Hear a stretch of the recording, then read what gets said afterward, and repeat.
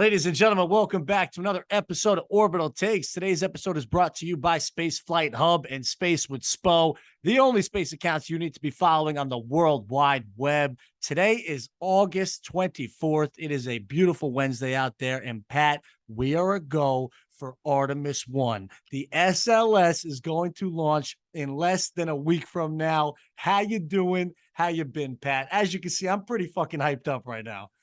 I love the Planetary Society shirt, Spo. Yeah. I've got the same one. You should have told me. We could have been matching. Yeah, so guys, we actually doing?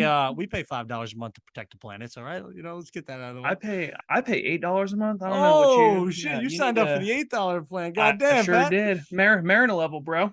So what's up, bro? How you doing? How am I doing? I'm ripe with anticipation for Artemis I. How have I been? I've been anticipating the shit out of Artemis I. So that's all I've been thinking about recently. I love the background you got there, the human landing system, Starship on the moon. That's going to be Artemis III. You know, that's it's hard to believe it's finally here. Like you said, we're go for launch. I did a reel on Spaceflight Hub today where Apollo 13, where that's the launch sequence, and he's like, we are go for launch, T-10. And holy shit, you're going to be there for that. Yeah, dude, I'm excited. So they officially passed the flight readiness review, which is massive. We kind of called it last week that they were 2 days ahead of schedule, and we're like, yo, this thing is going. So it now, let's see here. So Artemis I is now officially a go for launch August 29th at 8:33 a.m. Eastern time. And that's when the 2-hour window opens. But Pat, I'm looking at all this weather. It's showing 60% chance of rain and thunderstorms pretty much every day that week. Do you think that's something to be worried about? I mean, it is Florida, right? I do think it's something to be worried about, which I know is probably not what you want to hear. I do not want to hear that, bro. But yeah, they are not. This is the one and only shot they've got for Artemis I. They're not going to launch if there's going to be electrical storms. We saw what happened with Apollo 12, where they launched into a thunderstorm and it got struck by lightning twice, and it rode the plume. Lightning rode the plume from the Saturn V down, up from the top where it got hit all the way down to the ground and fried all the electronics. Luckily, Alan Bean knew. SCE to auxiliary, signal control equipment, signal conditioning equipment, I think, to auxiliary, and that would reset everything. So he was able to save Apollo 12. But Artemis I, there's not going to be anybody on board to be able to save the day. So I think they're going to play it safe. And if there's any sort of weather going on, they're not going to launch. So I'm hoping clear skies for you. But it's Florida and anything can happen. Yeah, and it's 60% chance of rain. I don't know. I mean, I'm going to be on the beach from, I think, 4 a.m. I mean, so I'm going to be out there a while. Apparently, there's going to be thousands of people at Cocoa Beach, just like lined up at the pier and everything. They said there's no parking, so pretty sure there's going to be like thousands of people around me. Like, so if they scrub this, everybody's going to be just fucking partying, I guess, right? Yeah. We're already going to be there. You know what I mean? That's a good point. It just turns into a big scrub party at that point, you know? Yeah. So there we go. I heard like 100,000 people are expected to go down, which is it's a lot, obviously. But when you think about it, like there's more than that go to an LSU football game. That holds 115,000. So, but that's still great that enough people like that are excited about this great mission. I think my first launch at the Inspiration 4 mission was like kind of like getting a Ferrari at 18 years old, right? Because I was like 3 miles away from that launch, and now I'm going to be 15 miles away at Cocoa Beach, which is still pretty close to a massive rocket launch. I'm going to be able to see a good amount of it, traveling through the sky. But the reality was, like, in that NASA media section for the I-4 mission, dude, I was right there. I felt it. You know what I mean? I'm not sure if I'm going to feel the SLS from 15 miles away. You're going to feel it. To be determined. I hope I feel it. I'm going to feel one or two things. I'm definitely going to be feeling the booze. Will I feel the rocket? That's the question of the day. You know what I mean? That's my boy. Yeah. Have some booze in you. Dude, I think you're definitely going to feel it because everyone said when the shuttle lifted off, you could be, far away, but it's the solid rocket boosters that created all of that thrust and that kind of chest cavity shaking that I would love to experience someday, which I have not yet. But so considering these are upgraded SRBs from the shuttle, producing even more thrust, I think you're definitely going to feel it. I hope so. I'm excited for that. Artemis II, you're going to be there, Pat. We're going to be there, Artemis II. We're going to be there. No, I've already got permission. We're going to be there, dude. Well, So, hey, speaking of future Artemis missions, that's a perfect segue. So NASA just announced 13 potential landing sites for Artemis III, and all these spots on the moon are located near the South Pole, Yeah. which is an area that is unexplored, right? So this is really Yeah. interesting to me that the moon is about 4.1 billion years old, right? And we haven't been there for 50 years, but not only that, this specific site or these 13 potential landing sites, no human has ever explored before, right? So when these astronauts get up there and we get this 4K footage coming back for the first time, like humans have never seen this part or, been there with this much detail. Right. And I'm just so excited for this. This is crazy. Yeah, the south pole of the moon was selected because of its potential for water ice. We've talked about this before. For All Mankind on Apple TV Plus, they landed at the South Pole at Shackleton Crater. That is one of the potential landing sites that NASA has outlined in these 13. It's called near Shackleton, I think, but Shackleton is in permanent sunlight. At least part of it is in permanent sunlight, so you can have solar power fairly easy. All things relative. Landing on the moon is definitely hard, but if you throw some solar arrays up there, you're going to get some kind of power there. So that's a big selection. I'm sorry, that's the big reason why they selected the South Pole, is because proximity to water ice to be used for water, but for also other consumables such as oxygen and rocket fuel. So yeah, it's NASA also just released a kind of time lapse from the South Pole, and the lighting conditions are super weird. Wow. So like you can kind of see the Earth sets, and then the sun kind of goes around you and then dips down, and the sun is in front of you, and then the Earth sets on the head. It's very different from the Sea of Tranquility or the Ocean of Storms or Hadley Ridge or any of those others that the Apollo missions landed, where it was kind of bathed in a sunlight for 14 days because of the moon's phase. So yeah, it's going to be super unique. Yeah, that's crazy. And also, so there's 13 potential landing spots, but then I think there's 10 within each landing spot. So that, as you're landing on the moon, they're not sure where the fuck they're going to end up, right? Yeah. I would think that they're going to have a little more pinpoint accuracy than the Apollo guys did. You would think, 50 years later, our GPS, for lack of a better term, is going to be a little more advanced. But yeah, so that's why we're not kind of taking a deep dive into them yet, because there's just so many potential possibilities. But from these 13, we're going to have our next Sea of Tranquility. That's sick. All right, let's jump into launch of the week and scrub of the week. What do you got here? Let's start with what do you want to start with? You want to go with launch or scrub first? Yeah, I'll go launch of the week. All right. My launch of the week is Relativity Space. Relativity is a unique rocket company. It's kind of on the fringes, may not be well known to people outside of the space circles, the inner circles there, but it is the world's first 3D printed rocket. So every part, minus maybe just a handful, are literally 3D printed from the ground up.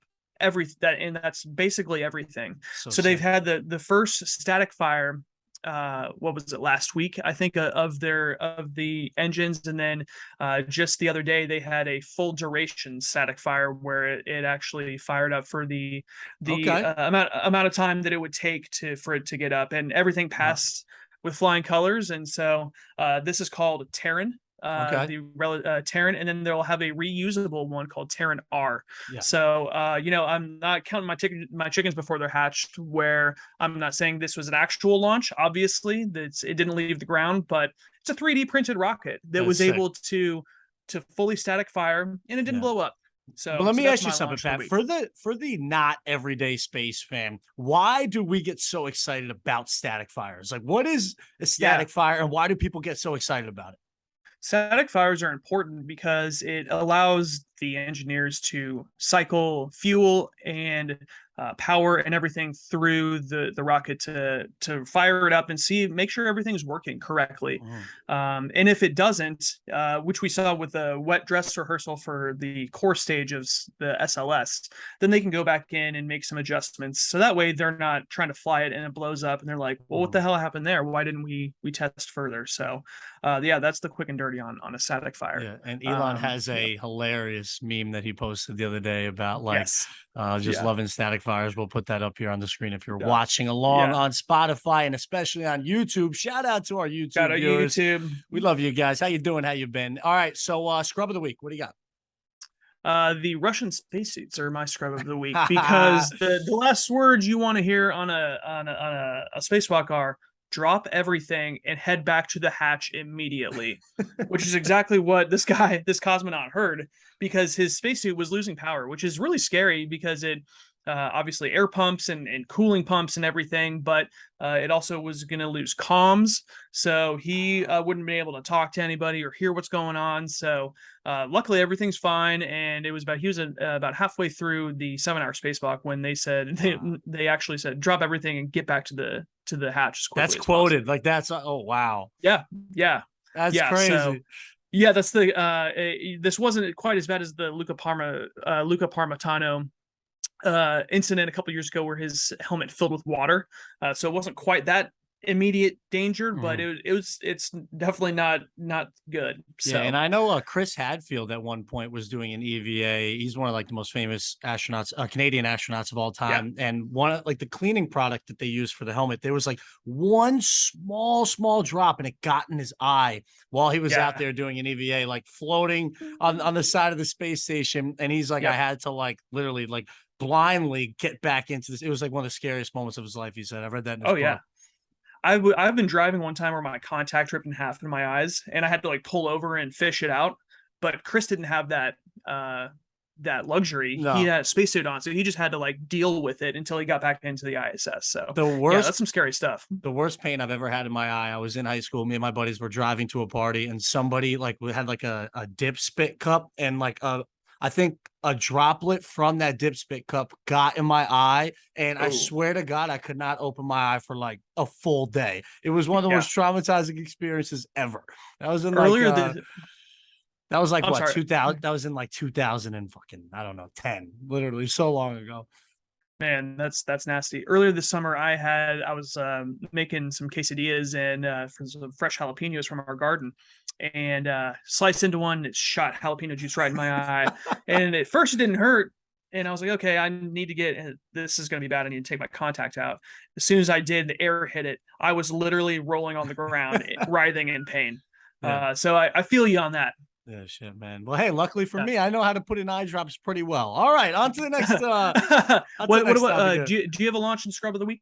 Yeah, that's what I'm hitting right now. All right, let me hit my launch and scrub of the week. All right, so for my launch of the week, I'm going to launch the Orbital Reef. They just that's a good one. That was almost mine. Yeah. So the Orbital Reef just passed a key NASA review. So this is going to allow it to move into the next phase of its design. So this the Orbital Reef only theoretically came out last October, right? Everybody's making fun of Bezos. This is Bezos' space station, right? He wants that kind of form like a WeWork in low Earth orbit, basically, right? So I think this is NASA saying, look, the International Space Station is going to go into the goddamn ocean. We got to buy a pod, at least 1 or 2 pods on the Orbital Reef, right? I mean, because I do think Bezos has too much money, I think, at this point to have the Orbital Reef be a failure. I really do think the Orbital Reef could be one of the coolest space stations out there. I mean, you have Axiom, the Orbital Reef, and then the Sierra Nevada one, whatever one that was. But I think Orbital Reef did that just like pop back to the top of the commercial space station list because of NASA's readiness review on that? I would say the Axiom thing is probably further along. I don't know. I'm gonna have to double check that. Yeah, it passed not the preliminary design review, but it was another one that basically says, okay, this design is good enough to take and put future investments and time and resources into. I agree, man. Bezos is obviously good at logistics down here. That's what Amazon wants to do, is own logistics of low Earth orbit, and this is kind of the first step in that. Yeah, here comes Bezos. That's going to be sick. So that's my launch of the week, and my scrub of the week is a unique one. So I'm going to scrub the viral black hole sound that you may have seen come across your For You page. I saw this come across my page, Pat. Look, we're pretty locked into the space community. Yeah. Immediately I see like a red flag comes up in my mind. I'm like, didn't me and Pat talk about this on one of our first episodes? So I did some research, and luckily for you guys, I did the research, so you don't have to. Here's the story. NASA Exoplanets on Twitter I don't know what the fuck they were doing on Saturday, but they decided to just tweet out the Perseus Black Hole Sound remix, which came out in May. For some reason, that tweet got 14 million fucking views. 14. Have you ever seen a tweet get 14 million views. It was like a video on Twitter. Like, I didn't even know that videos can be pushed to more than 1 million people on Twitter. Like, what? Yeah. Holy shit. So then I followed the article, and for some reason, everybody's referencing this article that NASA dropped with the sound in May. Let's scrub this shit. It was months ago. What are we doing? Why are we talking about this, Pat? It's got to be the algorithm that hit it for some reason back in May, and the algorithm is like, you know what? Let's bump this back up. And it was some kind of content creator of NASA be like, you know what? I'm struggling for content this week. Let's just repost this one. And the algorithm is like, I'm going to take you to the moon. Yeah, it's like, first off, NASA exoplanets, stay in your lane, okay? Right? Like, what are you doing teaching us about black holes? I mean, there's accounts for that. You know what I mean? It's like, I don't understand why. I don't understand why NASA exoplanets has to have a viral 14 million view video about a black hole. Yeah, that's just my 2 cents. That's my orbital take. Yeah. You and I talked about this back in May, and it's like, oh yeah, that's pretty cool. And it got no play from the general public, which a lot of the stuff normally doesn't. But yeah, it's just so interesting. Yeah, it's got to be something with the algorithm, man. I'm telling you. Yeah, so I'm going to scrub that. And there you have it. Orbital Takes, another episode in the books. I'm going to head down to Florida Saturday. We'll hit one more pod before the launch. We're going to try to give you guys an episode to watch during the launch so you understand what the fuck's going on. So we'll do a deep dive next week or this weekend into what specifically to look out for during the 8 a.m. launch. I think that'll be good. We'll fill you in with what's going on in Cocoa Beach. And what else you got, Pat? Don't forget to give us a review and a like on whatever podcast platform you're listening to. Thanks for listening, everybody at Astra. Thanks for listening. We love you guys. We will see you next week. Get ready. Peace.